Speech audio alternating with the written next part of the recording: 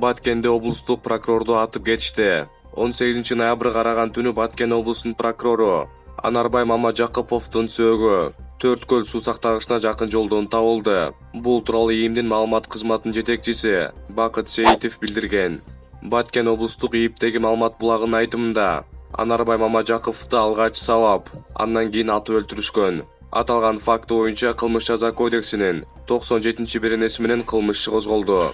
Белгилей кетсек, буга чейин Баткендин Лейлек районуна караштуу Жаңы Жыр айылдык кеңешинин төрагасы Кубанычбек Баяновду ноябрь айынын башында атып кетишкен. Бирок кийин алган жаракаттан айыга албай каза болгон.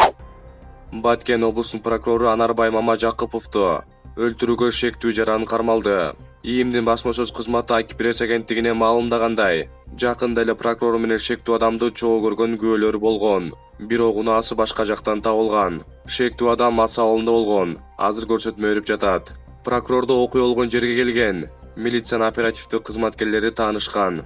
Жеке булактардын маалыматына караганда, прокурорду өлтүрүүгө шектүү делип Баткен облусунун капиталдык курулуш башкармалыгынын башчысы кармалды. Анарбай Мамажакыпов Баткен облусунун прокурору болуп 2018 жылдын май айында дайындалган. Ага чейин Талаш шаарынын прокурору болуп эмгектенген эле.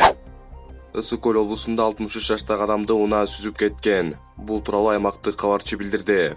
Маалыматка караганда, окуя 17 ноябрда саат 19:00 чамасында балыкчы Ананев Каракол жолунун 69 шакырымында Байет айылынын күнчыгыш тарабында болгон. Анда жолдун түштүк тарабынан өтүп бараткан адамды белгисиз унаа сүзүп, окуя болгон жерден качып кеткен. Жабырлануучу адам ошол жерде каза болгон. Көрүлгөн иш-чаралардын жыйынтыгында облустук милиция тарабынан айдоочу БМВ унаасы менен кармалган. Ал Балыкчы шаарынын 1989 туулган тургуну Чыңгыз экени такталды. Учурда тергөө кызматы тарабынан кылмыш иши козголуп, териштирүү иштери жүргүзүлүүдө. Алайдагы жол кырсыктан аял жүргүнчү каза болуп, жаш балдар ооруканага түштү. Окуя 16 ноябрда саат 16:00 чамасында Гүлчү айыл аймагындагы Чыйыр чыгашуусун кесип өткөн. Ош Эркештам мунаа жолунун 61 шакырымында болгонун алайыр ИИПи тастыктады.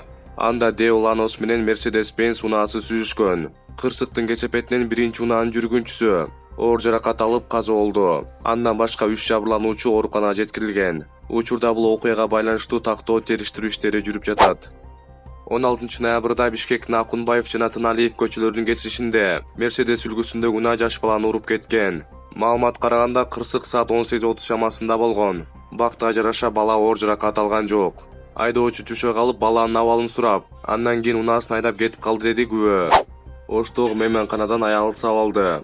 Кылмышка шектелип, кылмыштык топтун мүчөсү кармалды. Бул тууралуу маалыматты Ош милициясынан тастыкташты. Маалым болгондой, аялды бейтааныш адам башына жана денесине уруп, сөйкөсүн сындырган. Экспертизанын жыйынтыгында жабырлануучу жеңил жаракат алганы жана материалдык жактан 3000 сомдук зыян тартканы такталды. Аталган факт боюнча тиешелүү берене менен кылмыш иши козголду. Учурда иликтөө иштери жүрүп жатат.